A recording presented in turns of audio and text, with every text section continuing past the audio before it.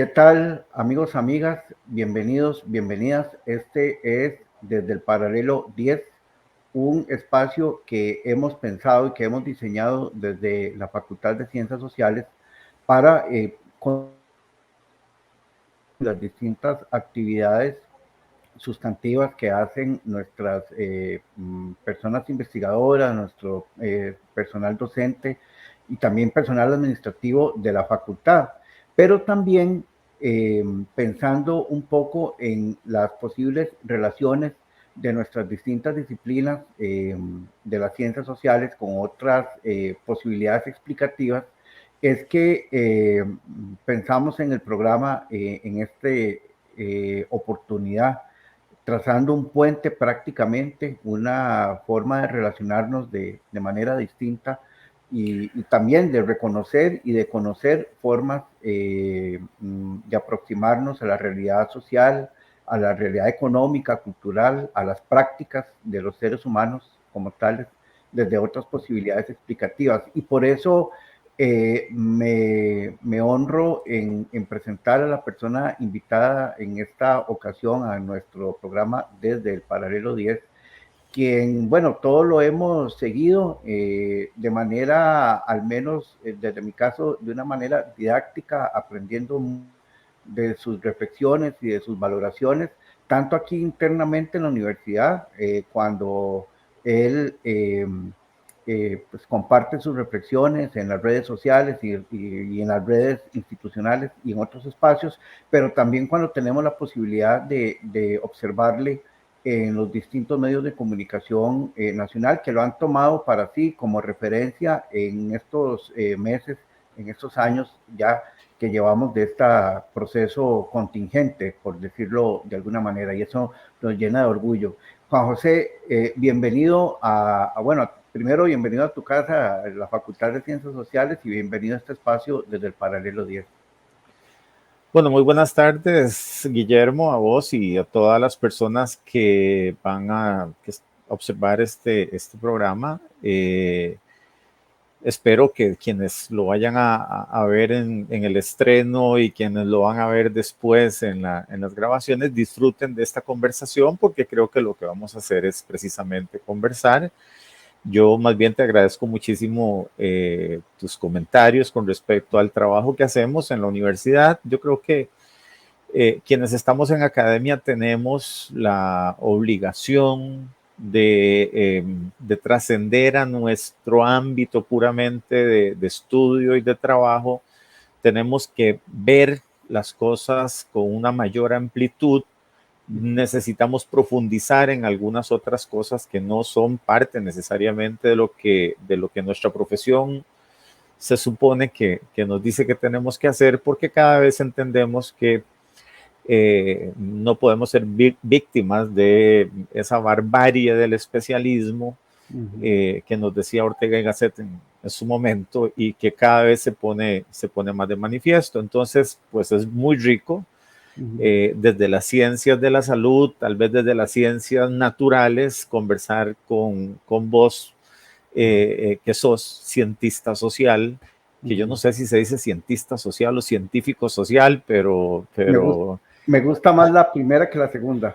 Ok, perfecto. Entonces, hablar con un cientista social como vos, que tenés un ámbito de trabajo muy enriquecedor y del cual hemos aprendido montones también durante todo este tiempo. Muchas gracias, Juan José. Decía Santiago Castro Gómez, un filósofo colombiano, que las universidades teníamos estructuras arbóreas, ¿verdad? Y que esas estructuras arbóreas y disciplinarias había que contaminarlas de alguna manera para justamente, digamos, restarle esa estructura piramidal, ¿verdad? Y ese comportamiento como en estancos que mencionaba él en alguna de sus lecturas. Y justamente una forma de hacerlo es abriendo diálogos, como digo yo, de manera muy coloquial y tal vez muy metafórica, rompiendo, ¿no? Rompiendo esas estructuras y tratando de trazar vínculos y puentes. Antes de entrar al tema central de esta conversación, que tiene que ver con la relación entre ciencias naturales, es decir, epidemiología y Ciencias Sociales, a propósito del proceso contingente de esta época que algunos llaman crisis civilizatoria, ¿verdad? Coyuntura global, etcétera, ¿no? De muy diversas maneras. Antes de entrar a ese tema, Juan José, me gustaría conocerte un poco más porque, bueno, tal vez quienes estamos acá en la universidad conocemos un poco tu trayectoria, tu trabajo y, bueno, también quienes te han visto aportar en los medios de comunicación nacionales, pues lo que ven es ese par de minutos, 3 minutos de tus aportes, pero más allá de eso hay un proceso de aquí para atrás tuyo de formación, tanto en la universidad, cómo llegaste, digamos, a donde llegaste en la parte, en esta parte que es tan interesante de la epidemiología, Juan José. Bueno, podríamos decir que hay que estar en el momento adecuado, en el lugar oportuno para, para llegar a hacer estas cosas. Yo soy el hijo número 16 de mis papás, de mi papá y mi mamá. Somos 16, somos igualitos todos. Soy el menor. Desafortunadamente perdí 2 hermanos víctimas de la COVID. Fueron los primeros 2 que murieron. Veníamos invictos.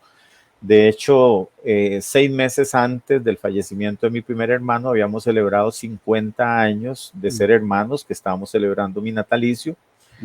Mis papás eran un campesino y una ama de casa de Turrialba, de una zona rural de Turrialba, que por suerte de tener una enorme fe católica y un gran seguimiento hacia la fe católica, pues los sacerdotes les dijeron a mis papás que nosotros teníamos que estudiar y ellos, muy obedientes, hicieron todo lo posible para que sus hijos fueran a la escuela, al colegio, y entonces nos trasladamos. Entonces comenzamos un proceso, digamos, de educación de mis hermanos.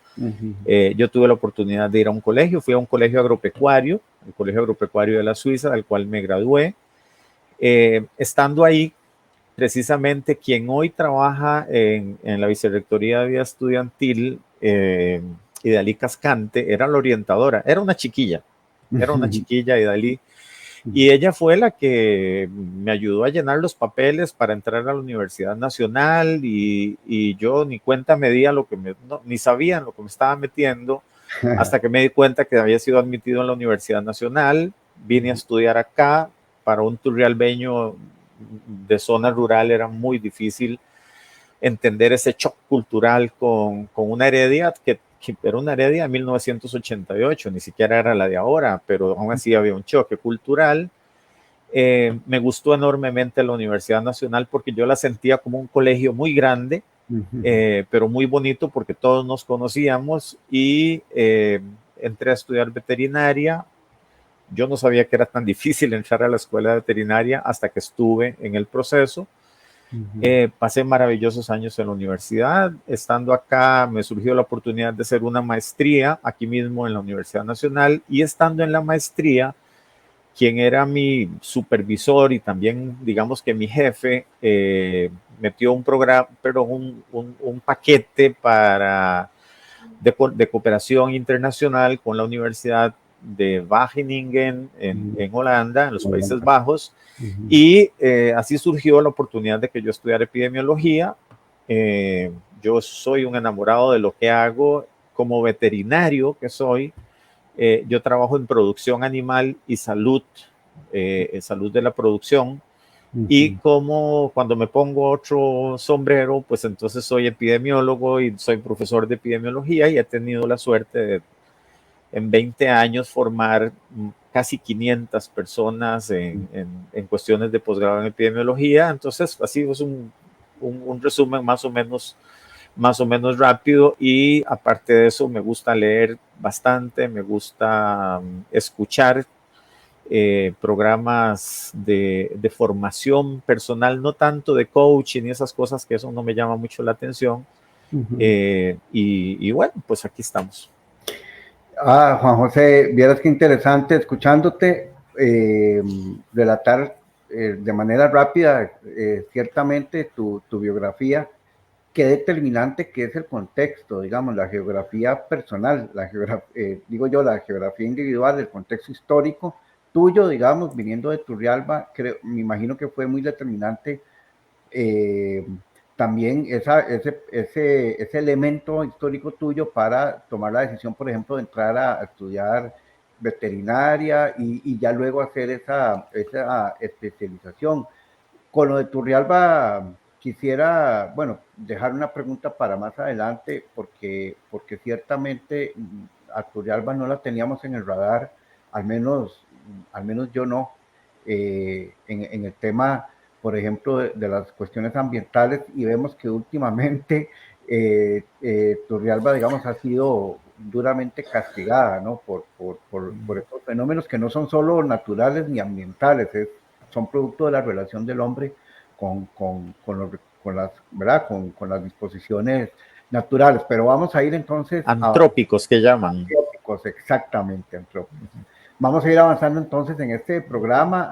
Amigos y amigas, quienes se están incorporando recién, este es el programa Desde el Paralelo 10, que es un espacio de comunicación en el marco de la estrategia de comunicación de la Facultad de Ciencias Sociales que hemos denominado Sí Comunica, sistema de comunicación de la facultad, y una de las eh, de los recursos que hemos estado utilizando para comunicarnos justamente con la comunidad de la facultad y también de la universidad son estos espacios de conversación que hemos estado sosteniendo con diversas personas académicas de la facultad, y hoy que tenemos de alguna manera una persona invitada, pero que yo la siento muy de la facultad, muy de la praxis y del pensamiento moderno de las ciencias sociales, como es Juan José Romero. Vamos entonces entrando en materia, Juan José. Creo que yo he dicho siempre con esto de la contingencia, ¿verdad? De este proceso contingente que estamos experimentando, porque todavía no hemos terminado, ¿verdad? Que tuvimos, al menos a nivel global, dos avisos en los últimos 10 años, o pensándolo un poco desde mi lectura y desde mi precisión, ¿verdad? Tuvimos la gripe H1N1, ¿verdad? Que tocó puertas en algunas hace algunos años, pero no con la magnitud, no con la magnitud pandémica, ¿verdad? Fue tratada como epidemia, inclusive me recuerdo. Y hubo un caso más anterior a ese, hace 10, unos ya 11, 12 años, que fue la crisis del ébola, que fue una crisis que se manifestó y que inclusive algunos ubicaron con una lectura un poquito, o bastante, diría yo, pues limitada, ubicaron su origen en África, pero sin embargo, bueno, ya después se consideró que hubo, digamos, una serie de elementos y dimensiones que necesariamente no ubicaban el origen de la crisis del ébola en el continente africano. Pero tuvimos dos avisos y llegó este tercer aviso que también algún filósofo, algún científico social que había leído en estos meses había conceptualizado como la cuarta extinción, y él empezaba a hacer como recuento de las extinciones anteriores, entre ellas la crisis financiera de finales del 2008. Pero tuvimos avisos, Juan José, los pasamos por alto, y creo que por ahí me gustaría, digamos, iniciar ese análisis sobre la contingencia que estamos experimentando. A ver, yo creo que siempre hemos tenido avisos. Hay una forma de relación intrínseca entre todo lo que es natural con lo que es social. O sea, lo que es social es, por antonomasia, es natural. Y cuando digo natural, me refiero a la naturaleza y a todo lo que habita dentro de la naturaleza. Entonces, resulta que hoy día hablamos de una triada que es la salud de los animales, la salud de las personas y la salud del ambiente. Algo que se denomina el concepto de una sola salud, porque ya estamos viendo que lo que afecta a los animales puede afectar a las personas, y de hecho las afecta. Lo que afecta al ambiente afecta a los animales y termina afectando a las personas. Y entonces estamos en una relación muy, muy, muy fuerte, y esto es lo que ha venido ocurriendo. Entonces, cuando nosotros hablamos de hace un siglo de la gripe española, ¿verdad? Que fue la principal pandemia del siglo pasado, era una influenza AH1N1 también. Y resulta que estos virus influenza tienen su origen en animales. Y después tuvimos el MERS, ¿verdad? Otra enfermedad respiratoria, pero del Medio Oriente. Después tuvimos el SARS-CoV original, que era como este SARS-CoV, nada más que este es el 2, aquel era original, y lo tuvimos también, que fueron pequeñas pandemias, el del MERS y el del SARS-CoV. Tuvimos ébola, pero resulta que tuvimos también una pandemia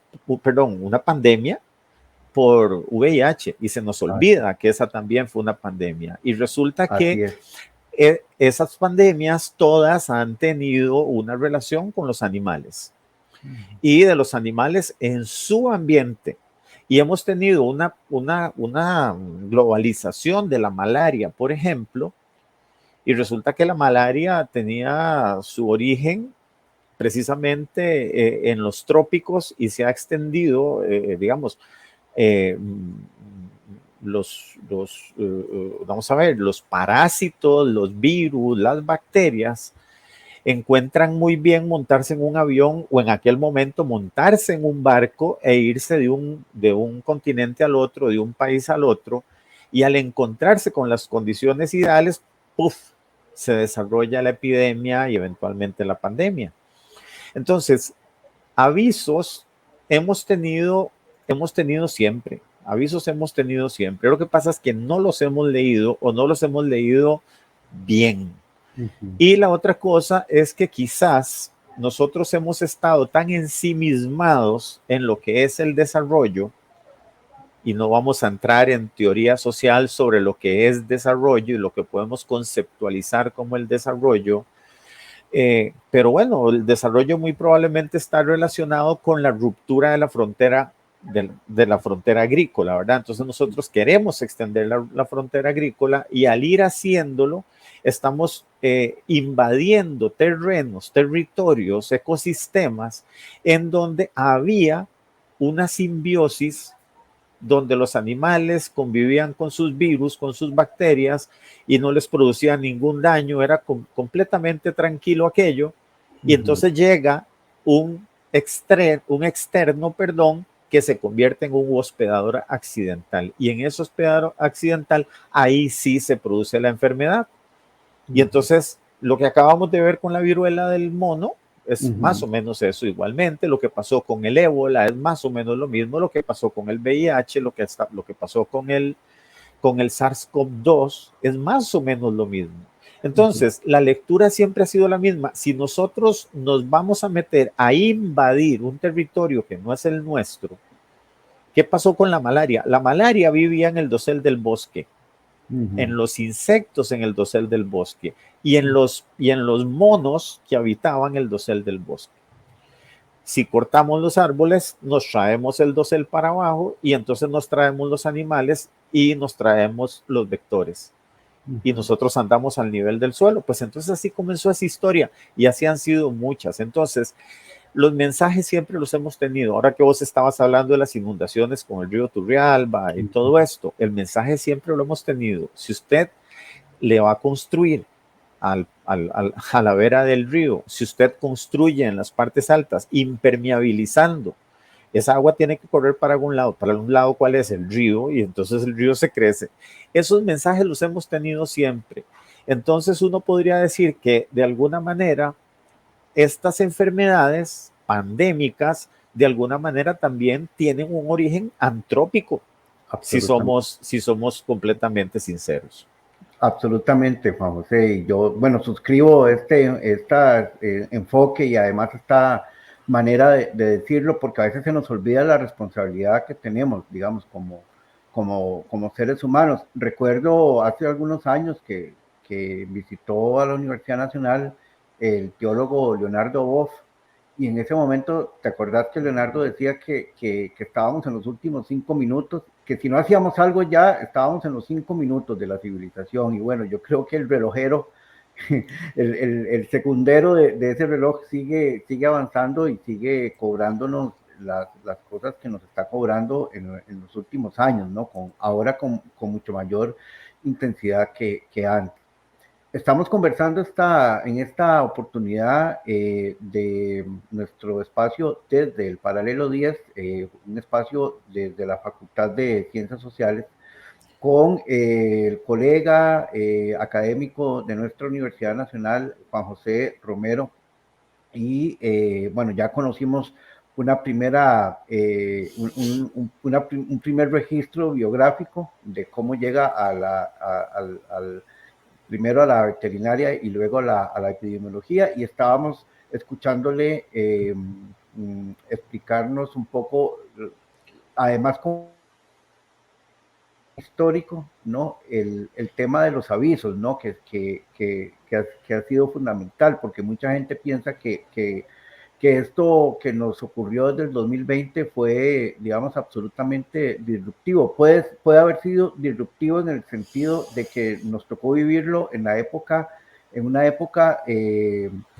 bueno, en la época de las redes sociales, en la época de la expansión de la comunicación, en la época también del deterioro de muchos sistemas de salud a nivel global, que creo que eso ha marcado, ¿verdad? Y también de muchos enfoques preventivos, que creo que por ahí podría estar una primera explicación de por qué nos ocurre lo que nos ha ocurrido.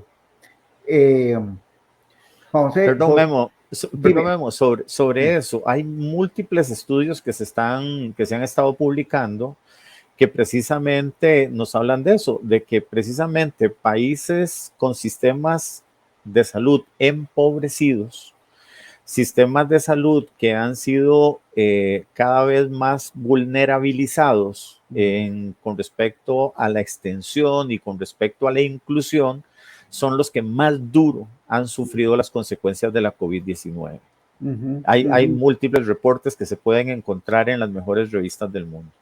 Sí, y si a eso le aplicas un enfoque de análisis interseccional, es decir, que empezás a hacer como ¿verdad? La caracterización de las subjetividades que han sido más afectadas, ¿verdad? Entonces encontramos pobreza, más exclusión, más desigualdad, más bajos niveles educativos, por ahí el tema de las violencias territoriales se asoman, bueno, una serie de factores que también coinciden en el, digamos, en el deterioro y en la agudización de las condiciones de vida de estos países a lo largo de estos años que hemos estado atravesando.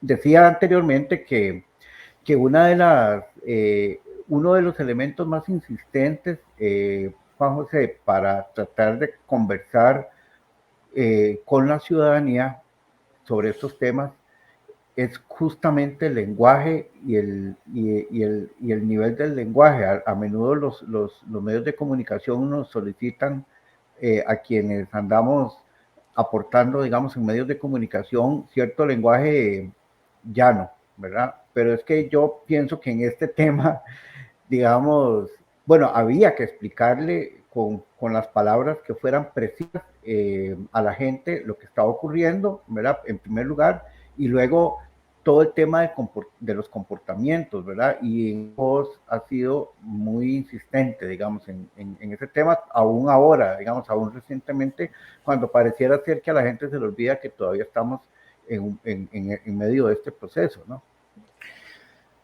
Sí, el otro día conversaba precisamente con algunos amigos o en clases y yo les decía, bueno, es que en realidad el trabajo que nos ha correspondido hacer, tal vez por azar, es, aunque desde la epidemiología decimos que nada ocurre por azar, así que sonaría un poco irónico que yo diga que fue por una hora del azar, ¿verdad? Pero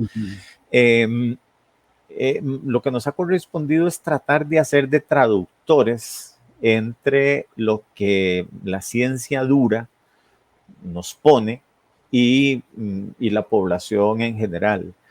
Entonces, explicar detalles como que si la mortalidad, que la letalidad, que la diferencia entre lo que es leve, lo que es moderado, lo que es grave, que por qué en otros lados se muere el 10% de la gente y aquí solo se muere el 1% de la gente, que por qué se mueren más los adultos mayores que las personas más jóvenes, que qué tiene que ver el hecho de ser un poquito obeso o ser fumador con eso, y que por qué, o como siempre surgen, ¿verdad? Pero yo veo que aquel le dio COVID y era obeso y era fumador y no se murió, y entonces, pero esta otra persona que hacía ejercicio y le dio COVID y sí se murió, porque aquel no, pero no es que los gordos y una cosa se mueren y los otros sí no tienen que morirse.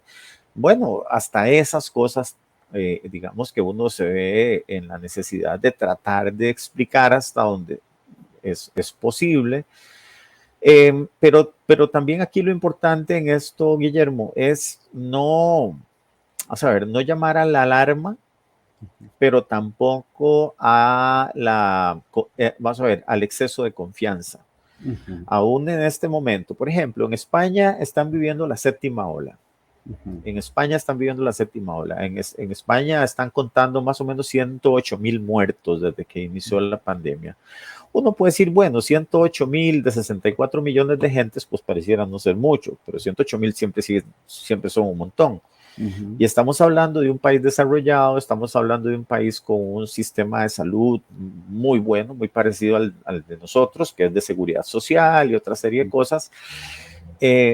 Y entonces nosotros aquí estamos contando los muertos por menos de 9,000 o cerca de 9,000 en 5 millones de gentes y entonces andamos más o menos parecidos, con sistemas de salud más o menos parecidos. Pero resulta que ya están en la séptima ola y nosotros aquí estamos en la quinta ola. Y resulta que las variantes que están atacando allá, aquí apenas están empezando a atacar. O sea, es probable que nosotros vayamos saliendo de esta quinta para entrar en una sexta sin mucha diferencia. Y la gente se toma muy a la ligera lo del uso de las mascarillas, la gente se toma muy a la ligera lo de no romper burbujas, porque ¿para qué hacerlo? Si el gobierno nos dio permiso, ¿verdad? El gobierno nos da permiso de ir al estadio, nos da permiso de ir a los conciertos, nos da permiso de asistir a clases presenciales, nos da el permiso de no usar la mascarilla e inclusive nos da el permiso de no vacunarnos, a pesar de que es un permiso que digamos que lo teníamos casi que de por sí, porque básicamente que con excepción del sector público y los personal de salud, pues, los demás no tenían la obligación de vacunarse, excepto que sus patronos se lo exigieran. Pero a lo que vamos es que hay una cuestión de conductas. Por eso yo digo que la COVID, yo te decía extra cámara, la epidemiología es un área de trabajo que no es de las ciencias naturales. O sea, esto es una cuestión. Yo en mi maestría he tenido historiadores, en la maestría he aceptado historiadores, geógrafos, gente de otra que nada tiene que ver con ciencias de la salud, porque esto es una cuestión de aplicación global. Entonces, yo decía, el otro día me preguntaban, vea Juan José, si la gente deja de utilizar las mascarillas con esto del decreto, ¿cuán fácil podría ser o cuán difícil que la vuelvan a tomar? Y le digo, no me pregunte a mí, pregúntele a un sociólogo, pregúntele a un antropólogo, pregúntele a un psicólogo. Claro. No me pregunte a mí, yo solo soy epidemiólogo, yo les preguntaría a ellos. Entonces, ¿cuánto cuesta adquirir una práctica? ¿Cuánto cuesta modificar una actitud? ¿Cuánto cuesta internalizar un conocimiento? Nosotros lo que producimos es conocimiento y hay que ver de qué manera se cambian actitudes para que se adquieran prácticas. Ese es el asunto.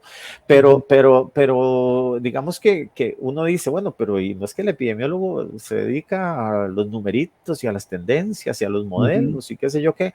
Pues no, yo creo que en el fondo nosotros tenemos los que podemos, los que tenemos el acceso al micrófono o a la página del periódico, tenemos vamos a ver, el deber de intentar ver de qué forma podemos colaborar para que la gente, si yo digo, si con todo el trabajo que yo he hecho en estos 2 años y casi 8 meses, perdón, y 6 meses a nivel general, si con eso se ha salvado una vida, yo me doy por satisfecho, ¿verdad? Quien salva una vida, salva al mundo, es una frase hebrea.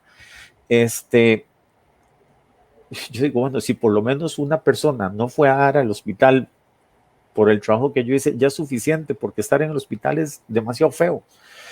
Entonces, yo creo que mucho de eso, como vos decís, Guillermo, le toca, digamos, nos toca a vos cuando te preguntan sobre migraciones y uno tiene que decir, vamos a ver, dentro de toda la teoría social y hay un montón de conceptos y complejidades y todo eso, y te dicen, bueno, ¿y por qué la gente se mueve del sur hacia el norte? Pues muy fácil, en el sur están con hambre, no hay quien les resuelva el problema y piensan, sienten que arriba les va a resolver el problema. Uno lo puede poner tan fácil como eso. Ahora, toda la teoría social que está por detrás de eso es mucho más compleja. Y entonces uno podría caer en el reduccionismo, así tan simple como que abajo están comiendo hambre y arriba sobra la comida. Arriba están pasando hambre y arriba sobra la comida, porque efectivamente arriba sobra la comida. Eso es un hecho, porque lo que tenemos es una distribución muy desigual de la comida. Exacto.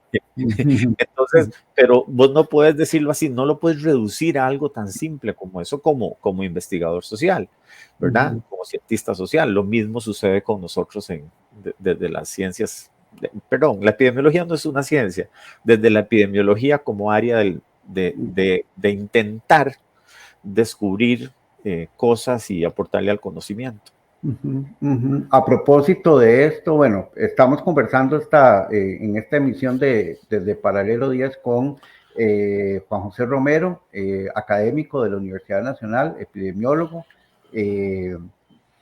y bueno, y una de las personas con mayor autoridad en los últimos 2 años y 8 meses, como bien ha cuantificado él mismo, para hablar sobre estos temas. Justamente, Juan José, me gustaría hacerte esta pregunta.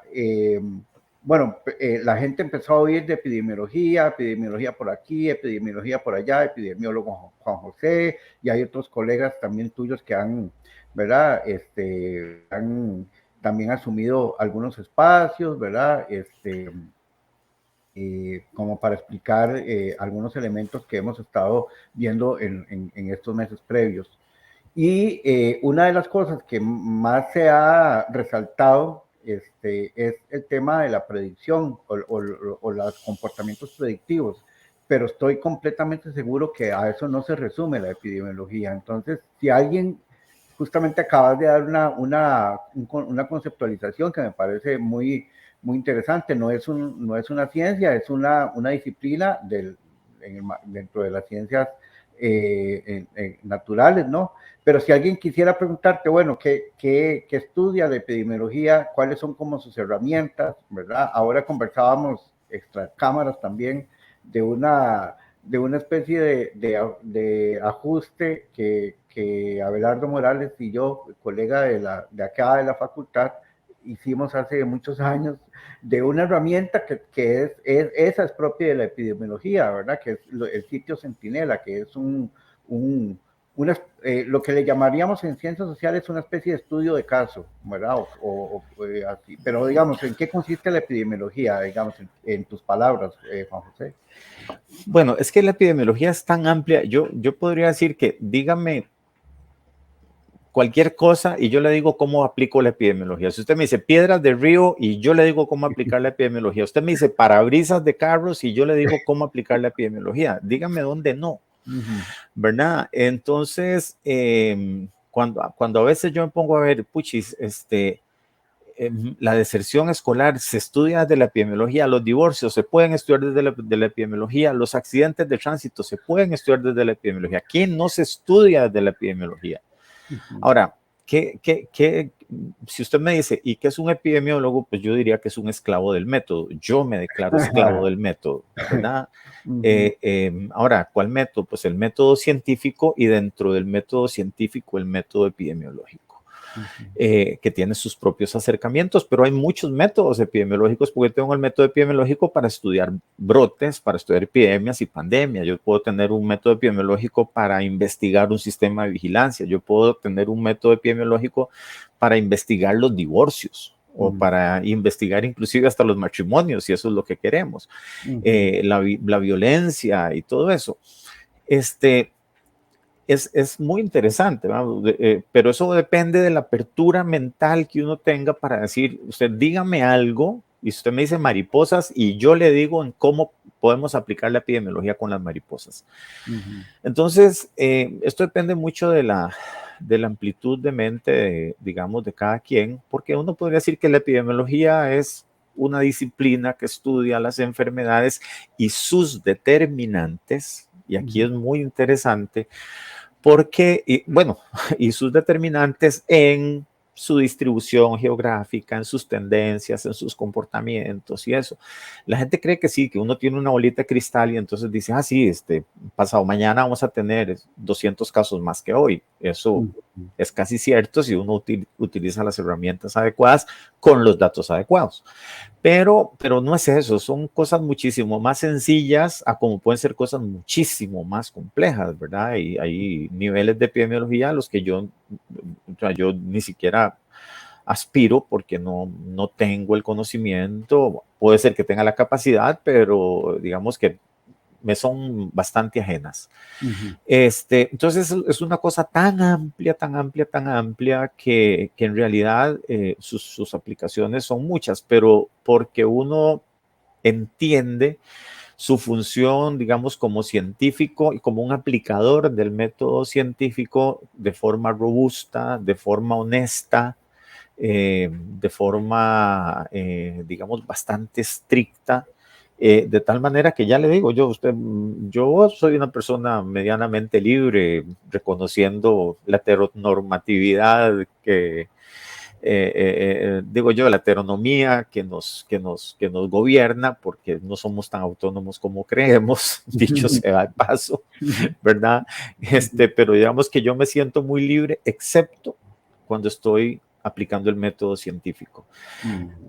De hecho, uno trabaja con algo que se llaman los grados de libertad, ¿verdad? Y los grados de libertad es hasta donde puedo llegar yo para que el último sujeto no me cambie todo lo que yo estaba diciendo antes.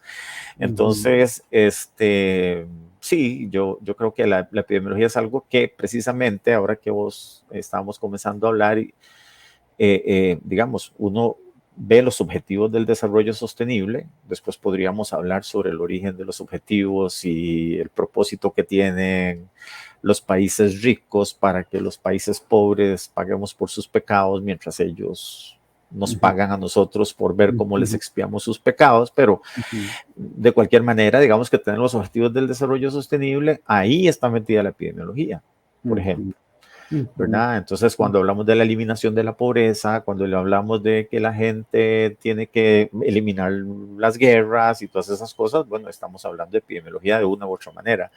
Pero tal vez es que yo sienta, vamos a ver, tal vez yo sea muy ambicioso y tal vez me las dé mucho de que soy muy importante para la sociedad y entonces quiero ver la epidemiología aplicada en todo lado. Pues efectivamente, creo, bueno, vamos a ver, Juan José, yo creo que nunca más que en esta contingencia hemos validado y hemos valorado la importancia primero del conocimiento científico, ¿verdad? Versus digamos, y esto que voy a decir le va a parecer a muchos colegas pues casi que un insulto, digamos, pero versus el saber popular. Ojo que no estoy demeritando los saberes, que es otra cosa, ¿verdad?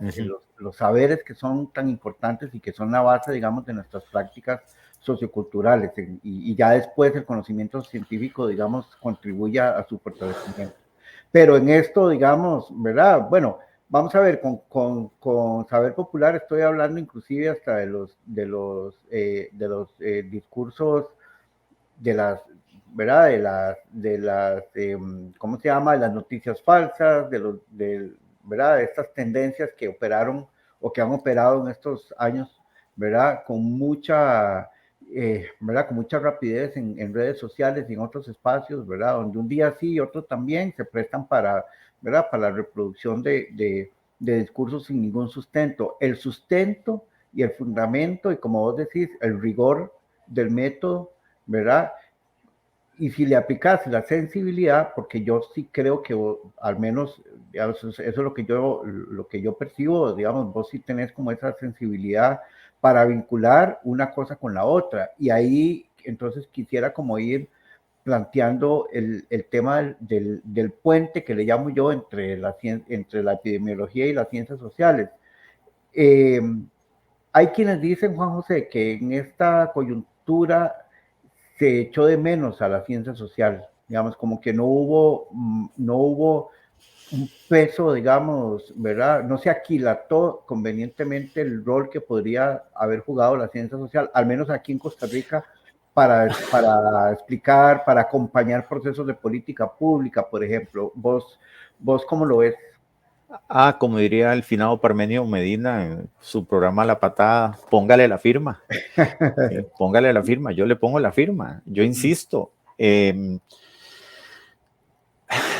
Muchas de las cosas que ocurren con las enfermedades hoy día tienen que ver, y de nuevo insisto, con conocimientos, actitudes y prácticas. Tanto que se habla de los conocimientos, las actitudes y las prácticas. Las famosas CAPS. ¿Verdad? Los famosos CAPS. Entonces, ¿de dónde comienza? Comienza desde el conocimiento. Está bien, hay alguien que genera el conocimiento, pero las personas que generamos el conocimiento no somos precisamente las mejores para ver cómo se generan actitudes. Para eso están los cientistas sociales y las personas que estudian el comportamiento. Y estoy hablando del comportamiento de las sociedades como un todo, así como el comportamiento de las personas desde lo individual. Entonces, los psicólogos, los sociólogos, los antropólogos, y disculpen que se me olvida, bueno, las personas sociólogas y todo esto,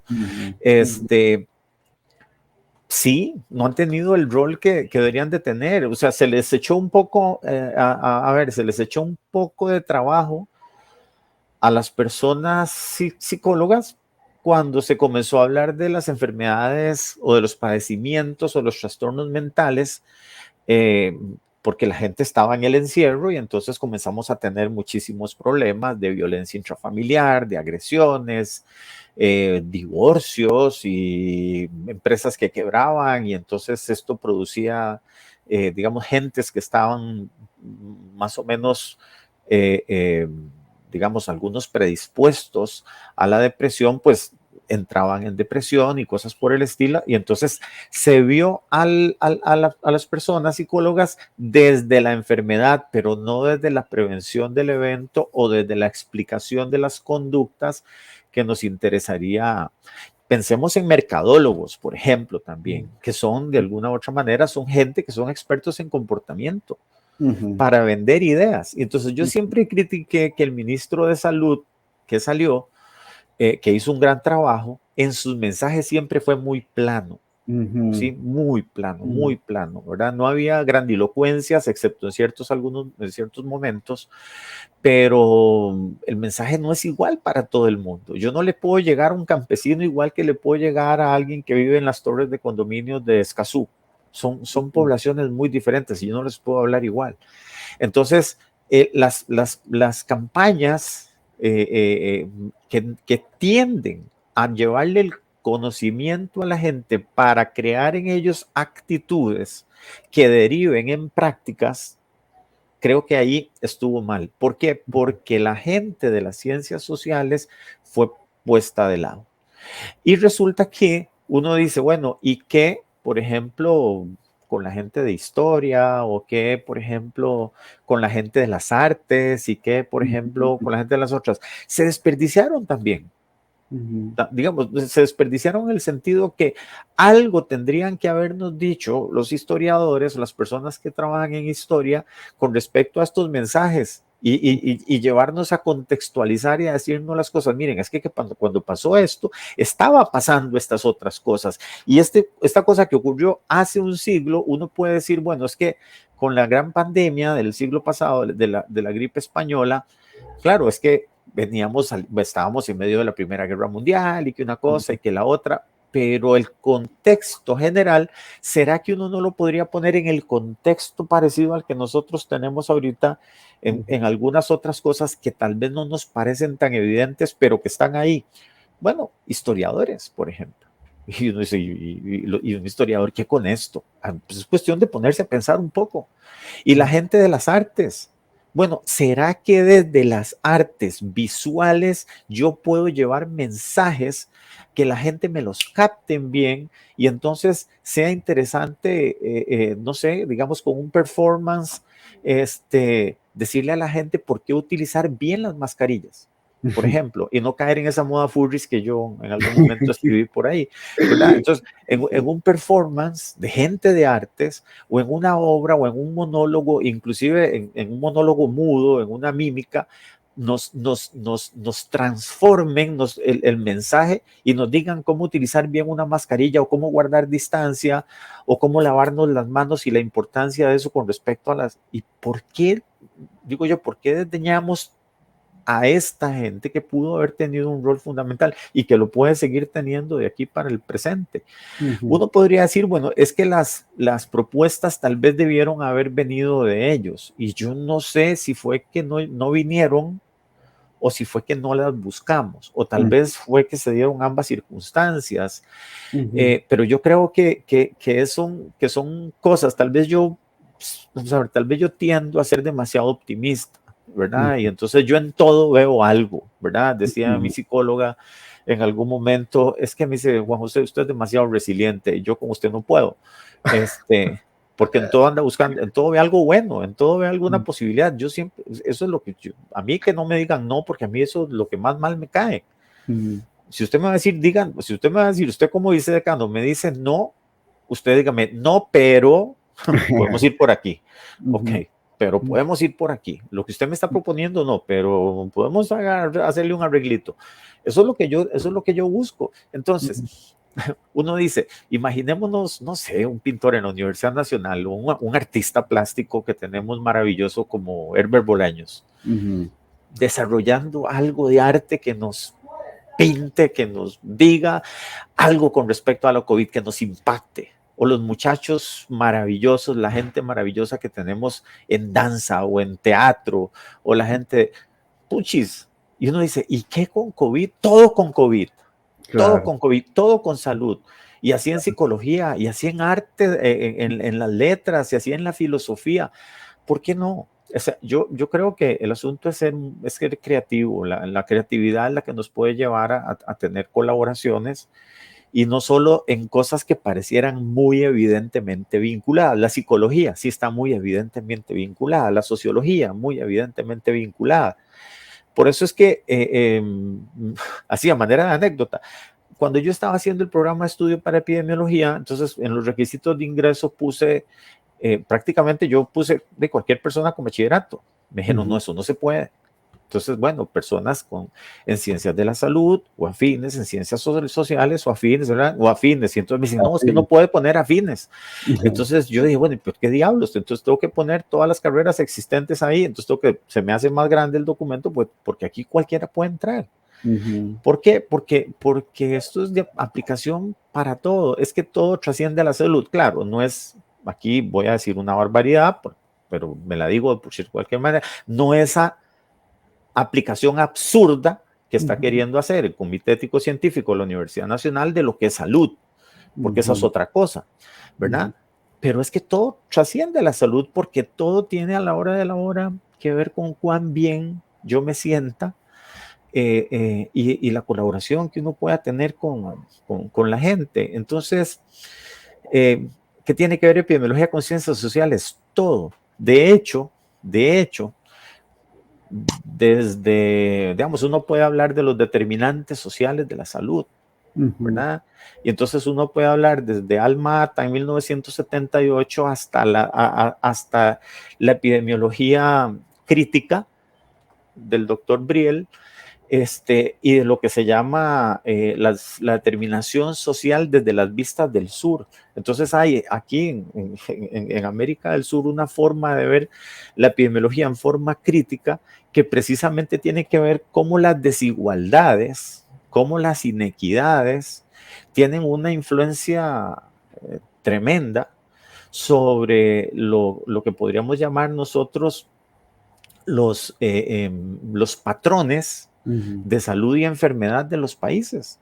Y entonces definitivamente esa determinación social de la salud, esa determinación social de la enfermedad, si nosotros la queremos ver. Es que ya no estamos viendo nada más si yo soy hombre o soy mujer, es que yo soy hombre o mujer, o puedo tener, si soy lesbiana o si soy gay o si soy lo que sea, soy persona, ¿sí? La persona que yo soy en un contexto.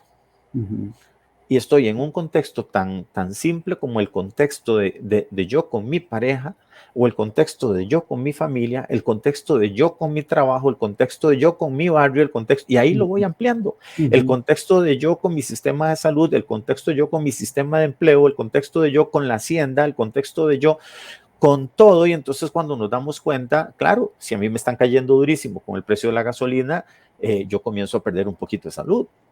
Claro. Y cuando yo siento que hay una guerra, que los rusos se les ocurre invadir Ucrania por intereses geopolíticos, uno dice, ¿y eso a mí qué me importa? ¿Cómo hay que a mí qué me importa? Me está importando todo. En este momento me importa todo. Cuando comenzó uno no la veía, excepto los expertos. Bueno, desde la epidemiología podemos acercarnos a eso. ¿Por qué? Porque estamos pensando en esos determinantes sociales. Entonces, uno no puede decir, no, estos nada más están investigando el viritus y que cuántos se enferman y una cosa y la otra. No, no, no. En realidad, vamos a ver, el ámbito de acción, insisto, en el tanto uno sea lo suficientemente creativo, es muy, muy amplio. Y esa vinculación ciencias sociales con epidemiología es todo, ¿verdad? Esto, yo tengo que decir que es todo, ¿verdad? Y no es una cosa, nada más así. Cuando yo me fui a estudiar mi doctorado a los Países Bajos, a la Universidad de Wageningen, yo entré al grupo de veterinaria al grupo de veterinaria cuantitativa, al grupo de epidemiología cuantitativa veterinaria, grupo de epidemiología cuantitativa veterinaria. Y yo era el único veterinario. El director del grupo de epidemiología veterinaria cuantitativa era un biólogo. Y los otros eran matemáticos, eran físicos, eran ingenieros en zootecnia, en producción animal, como llaman ellos. Y de todos, a pesar de que el grupo era de veterinaria, el único veterinario era yo. Y yo estuve ahí de paso. Entonces, eso es para que veamos que ese especialismo que hay y esa cosa en realidad lo que hace, de alguna manera, siento yo, es enterrar la creatividad, o por lo menos le pone un techo a la creatividad. Claro, en eso en Costa Rica somos bastante buenos, ¿verdad? Cuando uno se quiere poner muy creativo, pues le ponen una tapa al tarro, ¿verdad? Para que uno no salga del tarro. Pero siento que definitivamente la relación es enorme, es consustancial. Uno dice ciencias sociales, epidemiología, yo creo que son consustanciales. Así es, yo suscribo esa lectura que haces, además ese enfoque que tenés muy interesante de inclusive vincular otras prácticas, como por ejemplo el arte, ¿no? Yo he sido bastante,